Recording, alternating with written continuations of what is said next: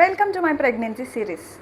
ఈరోజు నేను 3 breathing exercises చెప్పబోతున్నాను. అది మీరు ఇంట్లో కూడా ట్రై చేయొచ్చు. ఫస్ట్ వన్ వచ్చేసి just normal breathing exercises with your baby.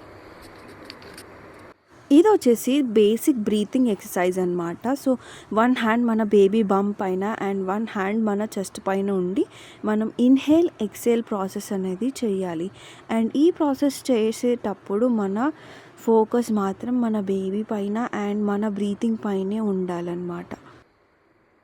Second one వచ్చేసి ఓం చాంటింగ్. ఇట్లాంటి ఒక బేసిక్ ముద్ర చాలా జెంటిల్గా పట్టుకొని ఓం చాంటింగ్ స్టార్ట్ చేయాలి.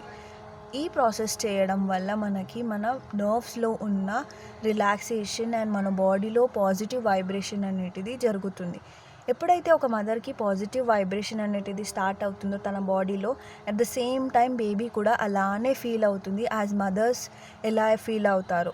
సో ఈ ప్రాసెస్ నేను ఎవ్రీడే బేసిస్ పైన చేస్తాను. ఇలా చేయడం వల్ల నా mental pressure and baby brain develop కావడానికి కూడా చాలా హెల్ప్ అవుతుంది.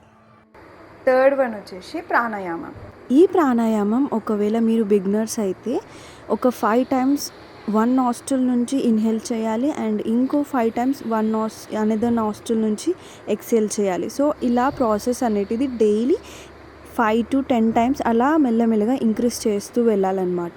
అండ్ ఈ ప్రాణాయామం చేయడం వల్ల మనకి కాన్స్టిపేషన్ కానీ లేకపోతే బ్రీతింగ్ ప్రాబ్లం కానీ చెస్ట్లో బర్నింగ్ కానీ అవన్నీ తొలగిపోతాయి అన్నమాట. సో ఈ ప్రాసెస్ డైలీ నేను చేస్తున్నా కాబట్టి నాకు చాలా రిజల్ట్స్ వచ్చాయి.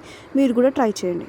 డన్ గైస్, ఈ రోజుకి ఈ బ్రీతింగ్ ఎక్సర్సైజెస్ చాలా హెల్ప్ అవుతుంది. ట్రై చేసి చూడండి.